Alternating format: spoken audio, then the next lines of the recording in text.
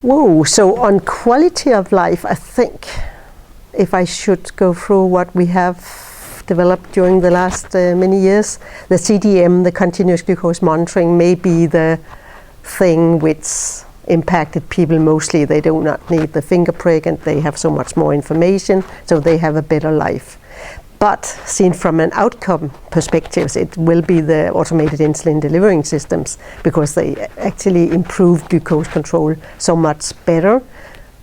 But I'm not sure that you could say in general that the life quality is much more improved by the AID systems. So I think I would vote for the CDM.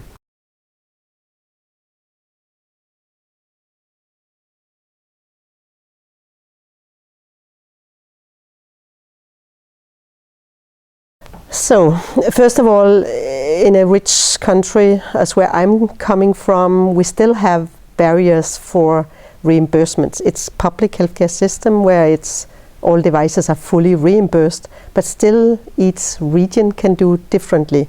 So people might need to come to another region to have the device. And why is it that it's not accessible for all? It's because the politicians, they are not looking long time enough to see that it's really cost effective, because the benefits are much larger than the cost it will be for the complication treatment. So it's one side of it. The next is that not all patients want an automated insulin delivery. They think it's simply too much robot to have all these devices going on. So in my clinic we have opened up completely, so everybody, no matter what hemoglobin A1C they have, they can have an AID system.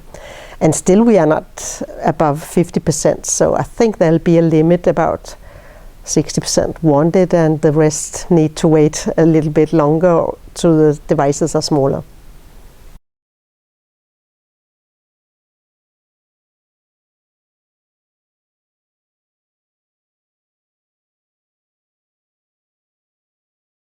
So what role the data should play?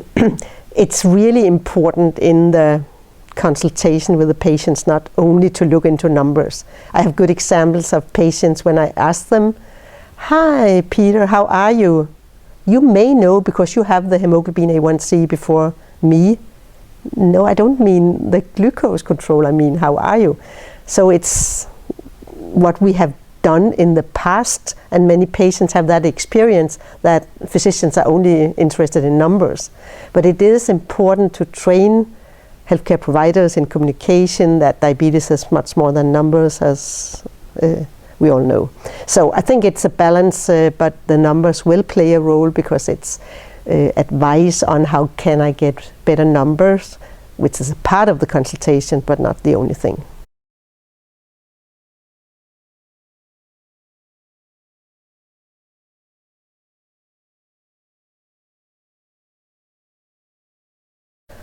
First of all, I'm not afraid getting unemployment among the endocrinologists because we are in lack of these people.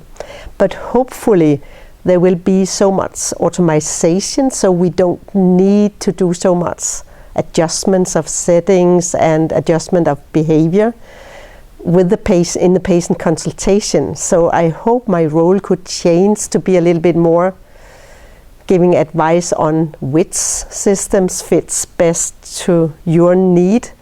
So it's one part of it.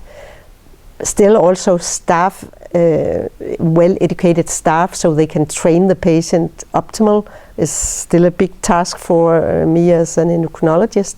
And lastly, there's so much more than glucose in diabetes treatment. We have a lot of complications which still developed or already developed, so what pharma should you have for that and kind of stuff. So I think it will change maybe from adjusting things and adjusting suggestion for changing in behavior to a little bit more advice on device type, so to say.